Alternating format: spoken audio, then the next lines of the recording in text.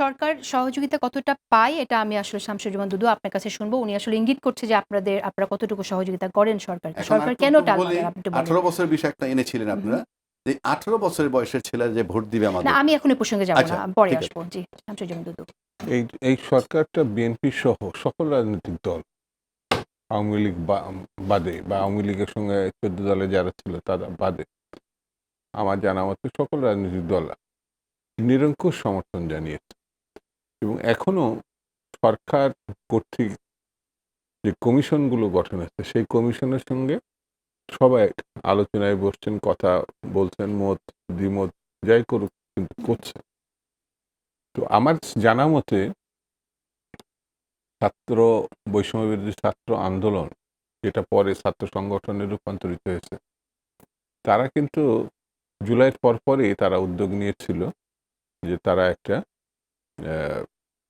জুলাইয়ের সনদ বলি বা যাই বলি, তারা এটা মানে আমার যদি ভুল না হয়ে থাকে শহীদ মিনারে তারা এটা বৈঠকটা মানে আহ্বান করছিল, ওদিনই তারা ঘোষণা করতে চাইছিল, তারা করে। কিন্তু সরকার বা ডক্টর ইউনূস সাহেব তারা দায়িত্ব নিয়েছিলেন যে এটি বৈষম্যবিরোধী ছাত্র আন্দোলন সরকারি সকল রাজনৈতিক দলের সঙ্গে ঐক্যমতের ভিত্তিতে শীঘ্রই এটি করবে, অর্থাৎ জুলাই, আগস্ট, সেপ্টেম্বর। তো ওই 24-এর মধ্যেই আমার ধারণা ছিল হয়ে যাবে। তো 24-এ এটা হয় নাই। 24-এর মধ্যে 3-4 মাস ছিল, করতে পারে না। এখন দিনে দিনে অনেক সময় চলে গেছে।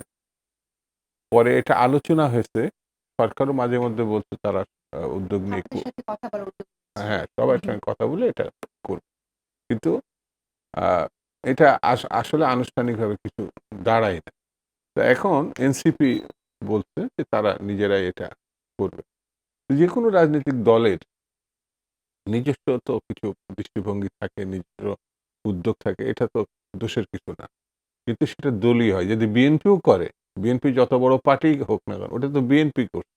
কিন্তু বিএনপি যদি আবার সকল দলের সঙ্গে মত নিয়ে একসঙ্গে কিন্তু বসে জুলাইয়ের ন্যাশনাল, ঘোষণাপত্র তো হওয়া উচিত ছিল সবার গণঅভ্যুত্থানে যারা লড়াই করেছে তাদের সবার না না, এটা ঐক্যের মধ্যে দিয়ে যেহেতু একটু। তারা করতে গিয়ে এটা সরকার নিয়ে নিছে এবং সরকার করবে এবং যারা আন্দোলনের নেতৃত্বর অংশীদার তারাও এটা মেনে নিছে। সরকার করল না কেন এখানে? আপনারা কতটুকু সহযোগিতা করেছিলেন এটা সরকারকে? সরকারই ভালো ব্যাখ্যা করতে পারে।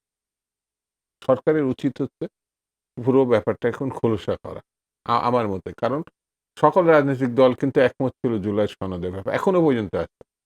কিন্তু কেন হয় নাই, কিসের জন্য হয় নাই, এটা তারা যদি ব্যাখ্যা করে ভালো হতে পারে আমার বিবেচনায়। আর এখন হয় নাই বলে আর হবে না এমনটিও না। এমনও কিন্তু আমার ভাবনার ভিতরে নেই। কারণ ফেব্রুয়ারি ইলেকশন যদি ধরি, এটা হচ্ছে জুন শেষ। হুম, হুম। কত সময় আছে আপনি চিন্তা, একটা সনদ তৈরি করা, একমত হলে এটাকে এত সময় লাগে? এর মধ্যেই তো হতে পারে। না কিন্তু যে ঘোষণাপত্রটা ৩ তারিখে এনসিপি থেকে দেবে সেটা যদি সরকার উদ্যোগ নেয় সবার এন্ডোর্সমেন্ট এর জন্য আপনারা কি সেখানে যাবেন কিনা আলোচনায়? এটা তো অনেক পরের ব্যাপার। আমরা একটা দলীয় উদ্যোগকে সমর্থন দিব কিনা, এটা আমাদের আবার দলীয় ফোরাম এটা আলোচনা করবে, বসবে, কথা বলবে। আমরা তো সরকারের উদ্যোগকে, এমনকি তখন হুম, হলে হুম। হয়তো ছাত্র বৈষম্য বিরোধী ছাত্র আন্দোলনকে আমরা না সবাই হয়তো এন্ডোর্স করতো। কিন্তু এখন পানি তো অনেক নদীতে গড়িয়ে গেছে। এখন সরকারের উদ্যোগ উচিত আমার বিবেচনায় খুব দ্রুত সিদ্ধান্ত নেওয়া। জুলাইকে ধারণ করার জন্য আপনারা কি একটা এরকম ঘোষণাপত্র নিয়ে আসবেন সামনে? জুলাই আসলে কি আমি ছিল? মনে করি এটা জনগণের হাতে, অর্থাৎ তাদের যে লক্ষ্য, হুম, হুম। তাদের যে উদ্দেশ্য জুলাই বিপ্লবের, জুলাইয়ের অভ্যুত্থানে, সেটি এখন সামনে ইলেকশনের একটা ইস্যু করতে পারে, কর্মসূচির অংশ করতে পারে। তারা মানুষের কাছে তুলে যে আমরাই জুলাই গণঅভ্যুত্থানের যা যা চাইছে তারা ছাত্ররা, আমরা সেটা করব।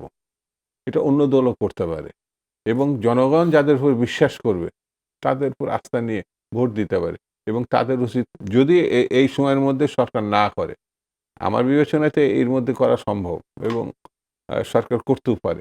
যদি না হয় তাহলে যেকোনো মুহূর্তে আমার মনে হয় যারাই ক্ষমতায় আসুক, কেউ জুলাইয়ের গণঅভ্যুত্থানের বাইরের কোনো শক্তি ক্ষমতায় আসবে এটা আমি মনে করি এটা না।